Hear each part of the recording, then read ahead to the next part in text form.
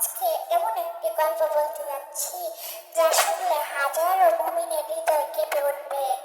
চলুন দেরি না করে গল্পটি শুনে আসি। হযরত উমর এর খিলাফতে এক রাতে তিনি মদিনার অলিতে গলিতে টহল দিচ্ছিলেন। হঠাৎ একটি ঘর থেকে কান্নার আওয়াজ শুনতে পেলেন।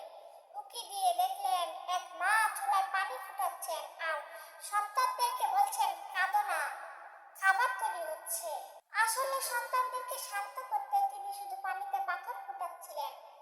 মাটি থেকে চোখ মুছে ওই নারী জানালেন খলিফাকে না জানানোর কারণ আল্লাহর কাছে জবাবদিহি করতে হবে। পরদিন ভোরে খলিফা ওমর রাদিয়াল্লাহু তাআলা আনহু নিজের পিঠে করে আটা ও তেল নিয়ে সেই বাড়িতে হাজির হন এবং নিজ হাতে সন্তানদের জন্য খাবার রান্না করেন।